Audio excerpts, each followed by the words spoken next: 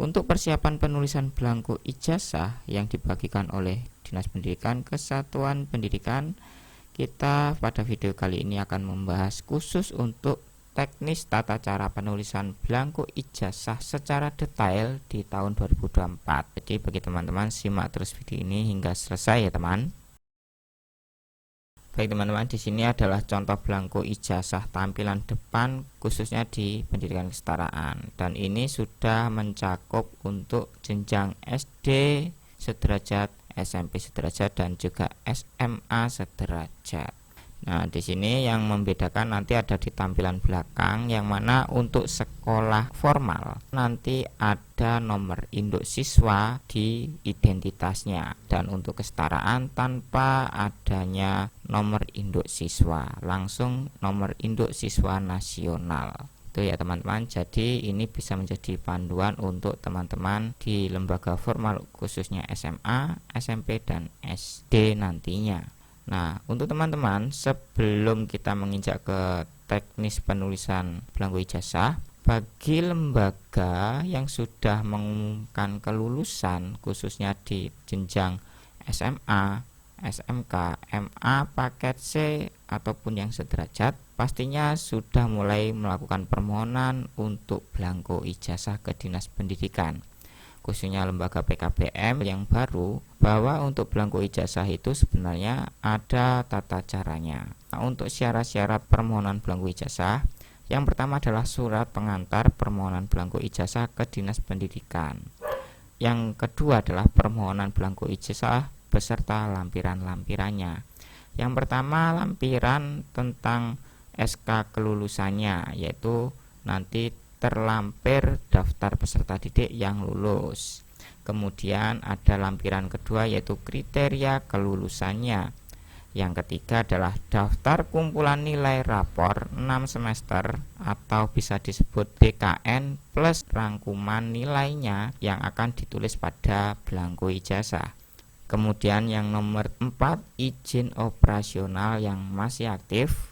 Yang kelima adalah NPSN, yang kelima adalah sertifikat akreditasi jika sudah terakreditasi.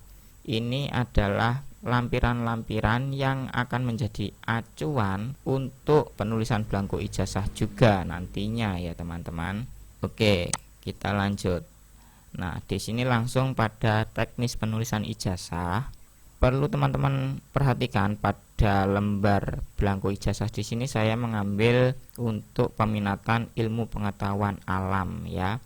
Ini sama untuk jenjang SMA, kemudian untuk non formal PKBM, SKB ataupun yang sederajat.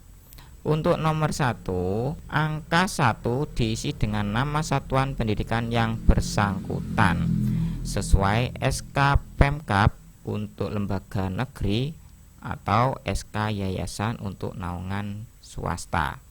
Nah, di sini teman-teman banyak yang bertanya bahwa nomor 1 ini untuk nama lembaga ditulis lengkap, contohnya SMA, apakah harus ditulis sekolah menengah atas kemudian bla bla bla bla sesuai namanya, atau bisa ditulis langsung SMAN seperti itu. Pada video saya yang lainnya tentang teknis penulisan belangko ijazah, di sini saya coba jelaskan dengan jelas bahwa untuk nomor 1 di sini sesuai SK Pemkab untuk lembaga negeri ya teman-teman. Di sini untuk SMP negeri saya contohkan, dan bisa menjadi acuan untuk lembaga yang lain bahwa untuk nama lembaga cukup langsung kepala ditulis lanjutannya SMP negeri, jadi tidak ada singkatan SMPN seperti itu ya apabila negeri. Kemudian ada lembaga swasta yaitu PKBM, sedangkan PKBM itu adalah singkatan dari Pusat Kegiatan Belajar Masyarakat. Apakah ditulis lengkap seperti itu atau cukup PKBM?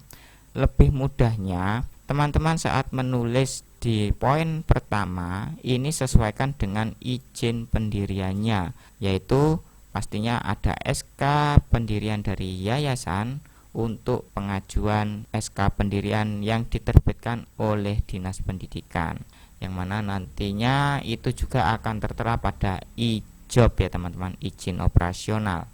Jadi teman-teman bisa pakai acuannya pada izin operasional atau bisa mengacu pada SK pendirian dari yayasannya, seperti itu ya. Jadi acuannya adalah izin operasional atau SK di sini ya. Kemudian nomor 2 diisi dengan nomor pokok sekolah nasional yang menerbitkan ijazah. Pasti ya di sini, karena izin pendirian apabila sudah terbit pasti NPSN pun juga terbit. Jadi pasti ijab dan NPSN ini pun juga akan sama seperti itu. Kemudian nomor 3 diisi dengan nama nomenklatur kabupaten kota tanpa mencoret. Nah, di sini ada kabupaten garing kota. Di sini tidak perlu dicoret apabila wilayah Bapak Ibu di salah satu ketentuan ini. Apabila memang kabupaten, kotanya tidak perlu dicoret, langsung saja ditulis. Contohnya di sini Banyuwangi, seperti itu ya. Apabila memang kota Surabaya, ya langsung saja ditulis Surabaya, seperti itu nggih. Kemudian untuk nomor angka 4 diisi dengan nama provinsi untuk ijazah dalam negeri atau nama negara untuk ijazah luar negeri. Jadi di sini langsung otomatis ya teman-teman, apabila Jawa Timur ya Jawa Timur, apabila Jawa Tengah ya langsung Jawa Tengah. Nah, di sini untuk yang poin nomor 5 di sini harap disimak baik-baik karena banyak yang bertanya juga. Untuk nomor 5 di sini untuk nama siswanya atau peserta didik diisi dengan nama siswa pemilik ijazah menggunakan huruf kapital seluruhnya. Jadi huruf besar semua ya, tidak ada huruf besar dan huruf kecil. Nama harus sama dengan yang tercantum pada akta kelahiran, karena ini adalah acuannya. Dokumen kelahiran yang sah sesuai dengan peraturan perundang-undangan atau ijazah yang diperoleh dari satuan pendidikan jenjang sebelumnya. Jadi apabila ada di satuan lembaga sekolah menengah pertama SMP sederajat, pastinya sudah memiliki dokumen ijazah sebelumnya SD. Nah, Bapak Ibu harus memadankan yaitu 1 akte kelahiran, kemudian KK, dan juga ijazahnya sebelumnya, yaitu ijazah SD. Apakah ada perbedaan atau tidak? Apabila ada perbedaan apabila ada perbedaan identitas nama, yaitu pada ijazah SD tidak sesuai dengan akta kelahiran, maka Bapak Ibu bisa memanggil atau memvalidkan datanya yang akan ditulis pada dokumen ijazahnya. Pastinya nanti akan mengacu akte kelahiran karena di sini yang paling kuat ya teman-teman apabila ada akte kelahiran. Nah, di sini contoh penulisannya adalah Radita Widya Kumara. Jadi huruf besar semua ya. Nah, ada pertanyaan kembali, apabila ada perbedaan atau belum memiliki akte kelahiran harus mengacu ijazah sebelumnya. Apabila memang belum memiliki akte kelahiran, memang harus mengacu ijazah untuk kevalidan data. Dan untuk selanjutnya, untuk pembuatan akte kelahiran memang harus mengacu ijazah, karena ijazah ini adalah nomor 2 paling kuat setelah akte kelahiran, seperti itu ya teman-teman. Kemudian nomor 2 angka 6 diisi dengan tempat tanggal lahir siswa pemilik ijazah, ketentuan seperti angka 5. Jadi tetap acuannya adalah akte kelahiran atau dokumen kelahiran maupun nanti memadankan ijazah sebelumnya. Jadi dilihat kembali untuk tempat tanggal lahirnya. Jangan sampai salah menulis kabupaten ditulis dengan kecamatannya, seperti itu ya. Nanti otomatis akan dianggap ijazah tersebut rusak. Kemudian di sini contohnya untuk tempat tanggal lahir otomatis melihat akte kelahiran itu yang paling mudah. Dan untuk penulisan tanggal itu apabila di bawah tanggal 10 maka langsung saja tulis angkanya tanpa 0 ya teman-teman, apabila memang di bawah dari nominal 10. Contohnya di sini adalah 8 Agustus 2008, seperti itu nggih. Kemudian untuk poin nomor 3 yaitu angka 7 diisi dengan nama ayah, ibu atau wali siswa pemilik ijazah, otomatis juga mengacu akte kelahiran. Pastinya walaupun ayahnya sudah meninggal, itu apabila yang ditulis adalah ayah, memang harus nama ayahnya lengkap. Tidak boleh ada kata-kata huruf lain seperti almarhum, ALM ataupun yang lainnya. Dan ibu pun juga sama, maka yang dijadikan acuan tetap akte kelahiran, yaitu bisa ayah kandung, bisa ibu kandung ataupun wali yang tertera pada akte kelahiran. Seperti itu nggih. Contohnya di sini untuk nama ayah adalah Gusti Wisnu Prakasa. Nomor 4, angka 8 diisi dengan nomor induk siswa pemilik ijazah pada satuan pendidikan yang bersangkutan seperti yang tercantum pada buku induk. Jadi di sini otomatis setiap lembaga sudah memiliki urutan nomor induknya masing-masing. Bisa sesuaikan saja ya. Kemudian angka 9 diisi dengan nomor induk siswa nasional pemilik ijazah. Nah, di sini pasti Bapak Ibu, nomor induk siswa nasional wajib ditulis. Apabila tidak memiliki nomor induk siswa nasional atau NISN bagaimana? Otomatis juga tidak lulus sebenarnya peserta didik itu. Karena apa? Pada belangko ijazah ini diwajibkan ditulis untuk nomor induk siswa nasional.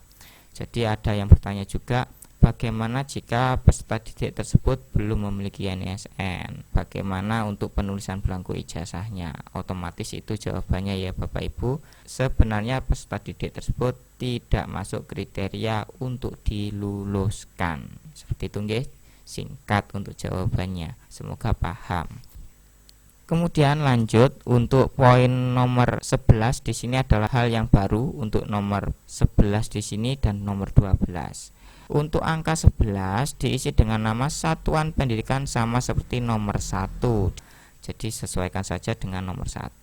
Kemudian angka 12 diisi nomor SK penetapan kelulusan peserta didik satuan pendidikan yang bersangkutan. Jadi disinilah yang dipakai dalam pengusulan belangko ijazah ke Dinas Pendidikan. Kenapa harus ada SK kelulusannya? Karena SK tersebut juga akan ditulis pada belangko ijazah ya teman-teman.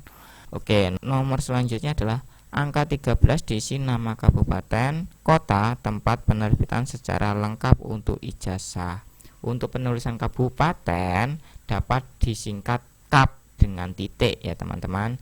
Jadi di sini bisa ditulis kabupaten secara lengkap, kemudian tanggal penerbitan, atau ditulis KAP saja dengan titik kemudian dilanjutkan nama wilayahnya. Apabila kota pastinya ditulis lengkap. Kemudian angka 14 diisi dengan tanggal bulan penerbitan ijazah. Penulisan tanggal terdiri dari 1 digit ditulis tanpa angka 0 di depan, dan bulan ditulis awal huruf yaitu huruf kapital. Jadi contohnya jika bulan Juni atau bulan Mei hanya huruf di depan saja yang huruf kapital, lainnya huruf kecil. Kemudian apabila di bawah angka 10 maka langsung saja ditulis angkanya tanpa 0 seperti itu ya Bapak Ibu. Kemudian nomor 5, angka 15 diisi dengan nama kepala sekolah, kepala SKB, kepala PKBM dari satuan pendidikan yang bersangkutan yang menerbitkan ijazah. Nah, makanya di sini dibutuhkan SK kepala yang masih aktif juga ya. Karena apa? Untuk legalitas penandatanganan pada belangko ijazah. Kemudian ada pertanyaan, bagaimana jika kepala sekolah masih PLT? Tidak masalah. Karena apa? Pada belangko ijazah nanti juga harus ditulis walaupun yang bersangkutan adalah PLT dan tanpa ditulis PLT ya. Karena di sini cukup kepala, kemudian di sini nama terang kepala atau PLT kepala sekolahnya. Seperti itu ya Bapak Ibu. Kemudian untuk selanjutnya angka 16 dibubuhkan stempel satuan pendidikan yang bersangkutan yang menerbitkan ijazah sesuai dengan nomenklatur. Jadi jangan sampai nanti apabila lembaga swasta salah stempel, yaitu stempel yayasan yang dipakai ya. Karena di sini adalah untuk satuan pendidikan walaupun satuan pendidikan tersebut belum terakreditasi. Seperti itu nggih. Kemudian nomor 17 adalah ditempel pas foto peserta didik yang terbaru ukuran 3x4 hitam putih atau berwarna, dibubuhi cap jari pemilik ijazah serta stempel menyentuh pas foto. Jadi juga ada yang bertanya apakah foto harus berwarna atau hitam putih. Bisa keduanya, yang penting apa? Tidak merusak ijazah nantinya karena dipakai untuk selamanya. Saran saya bisa hitam putih saja karena terhindar dari kelunturan foto atau fotonya rusak ya. Kemudian dibubuhi cap jari, bukan cap 3 jari.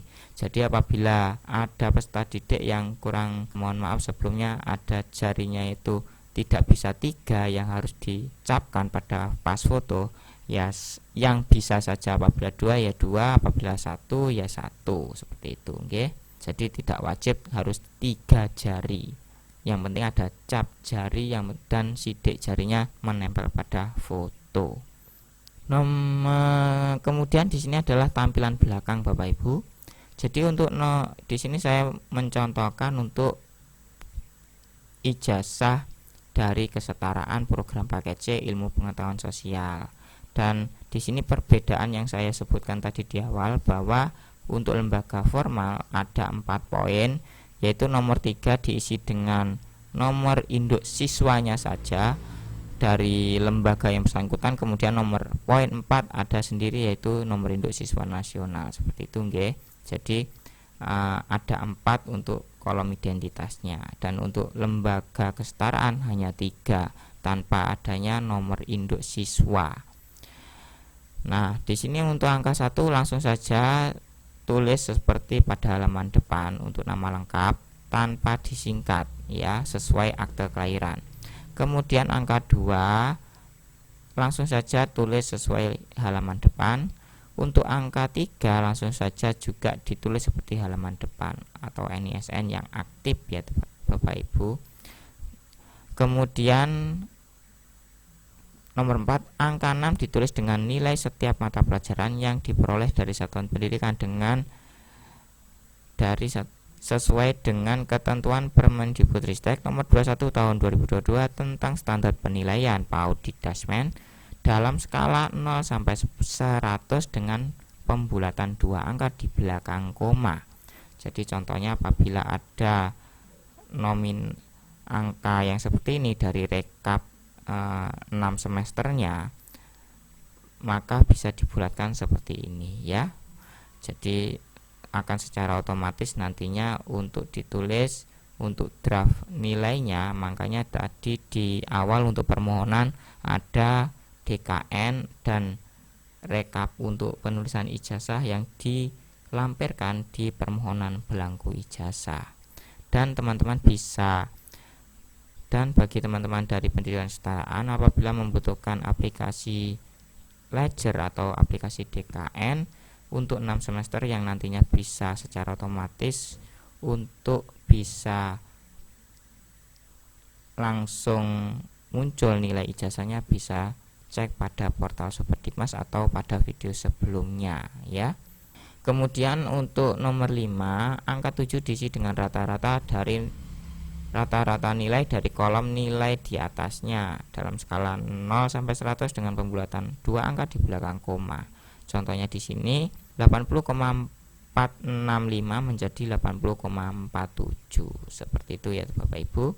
Semoga dari sini jelas. Apabila ada yang ditanyakan bisa tanya pada kolom komentar. Kemudian kelanjutannya, angka 8 diisi nama kabupaten kota tempat penerbitan secara lengkap untuk ijazah. Jadi bisa sesuaikan seperti tampilan depan. Angka 9 seperti itu, samakan seperti tampilan depan. Kemudian untuk nomor 10 juga samakan seperti tampilan depan. Untuk angka 11 yaitu pastinya sama untuk stempelnya ya Bapak Ibu. Nah, ini adalah contoh dari penulisan belangko ijazah. Jadi untuk nama lembaganya seperti ini. Apabila tidak cukup bisa ditulis di bawahnya. Kemudian NPSN jelas, kabupaten kota jelas, provinsi juga sangat jelas. Nama di sini untuk nama huruf kapital semua dan sesuai akte kelahiran, tidak boleh disingkat. Apabila Muhammad di akte kelahiran jangan disingkat Moh ya pada ijazah. Kemudian tempat tanggal lahir juga sudah jelas sesuai akta kelahiran.